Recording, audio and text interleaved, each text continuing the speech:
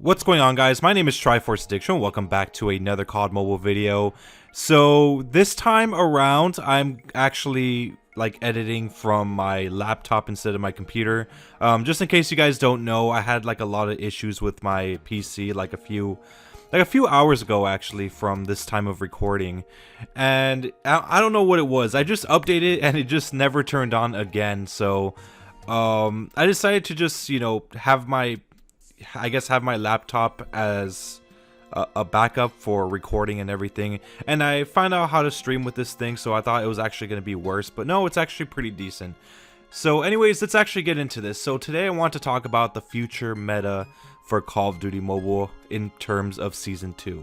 So based on what we've seen from the beta, there really wasn't much changed other than just the Arctic 50 sniper rifle. Of course, we did get to try out the SPR and the ASVAL. Of course, the ASVAL probably has the higher chance of becoming part of the meta due to its high fire rate and overall high damage. The question remains, what is going to be the next meta for Season 2? You know, what other weapons, other than just the ASVAL, because I know that's an obvious choice, but what other weapons besides that one are going to be part of the meta? You know, pretty much ever since the beta, I feel like the snipers, or at least the overuse of snipers, have kind of cooled down, so I haven't really been seeing a lot of snipers. And it's not that they're nerfed or anything, they're still the same way, but I don't know. I guess people got bored of it. I'm not really sure what happened there. But, you know, there are other weapons out there that do have a lot of potential to becoming part of the next meta. And here are the ones that I've actually listed right now. So the first weapon I think that will have some sort of chance at being in the meta is definitely the M16. So the M16 has been underrated for, well, ever since the Gunsmith, really. I mean, this weapon is literally amazing. You could three-shot people from across the map with this thing, and you don't even need a marksman barrel. All you really need is a monolithic suppressor. The only downside, of course, this is more of kind of like a high-risk, high-reward type of weapon where, you know, if you do miss some shots on the burst, it's going to significantly reduce the time to kill.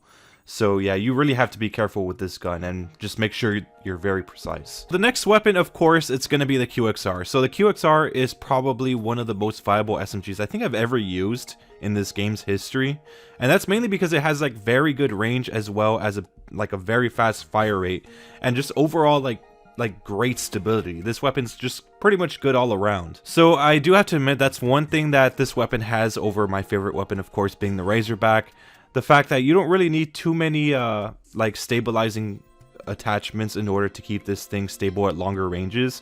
Unlike the Razorback, where you need a rubberized grip tape, then you need the marksman barrel and possibly some sort of compensator, especially with rapid fire. With rapid fire, it's a very confusing thing with that. I'm still trying to figure out what's the perfect class setup for that.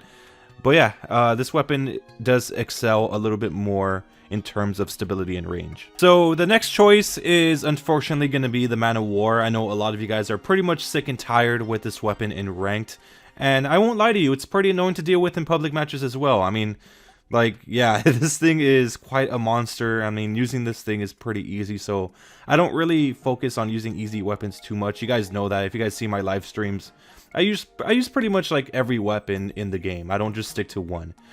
But unfortunately, since this weapon is going to come out with a legendary for next season, yeah, this weapon's definitely not getting nerfed. If I know Activision very well and just how the developers function, they're not going to nerf this weapon until very later on, until after the legendary is out.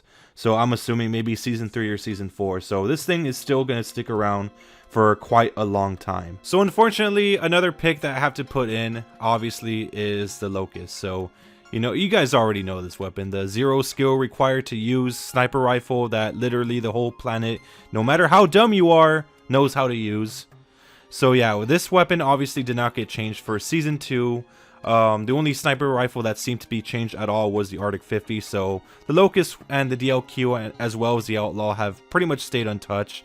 So it just leads me to assume that this weapon is definitely going to be part of the meta. So get ready for another season of kids going on Reddit, posting their their little cute quick scoping clips of something that literally the whole planet can do. So one weapon that I've seen quite a bit of people use, including the bots, is definitely the AK-117. So the AK-117 has pretty much been like ignored for the past few seasons until now because of just the overall power that it has, and plus that the meltdown draw came out, so a lot of people are buying that draw to get this weapon, including myself. I always wanted to get this version of the AK-117, so I finally got it.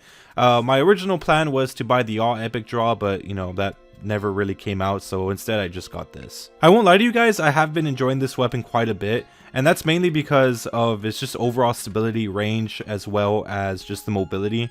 Like if you do put no stock and just like a bunch of different fast aiming perks, this weapon is still a pretty good beast. Of course, if you're in longer ranges, you're going to have to at least compensate for the recoil control, because this weapon does have a little bit of vertical recoil, but it's not really that bad. And you know, this weapon is good because, well, a lot of people from other countries that are competing in the pro tournaments are actually using this weapon in those competitions. So yeah, I could definitely be seeing this weapon like for the next meta in season 2. But anyways, that's going to wrap it up for today's video. I just want to make kind of like a top 5 future meta weapons for the next season type of video. So anyways, make sure to leave a like, make sure to subscribe for some more Call of Duty mobile content, and I'll see you guys next time. Thank you.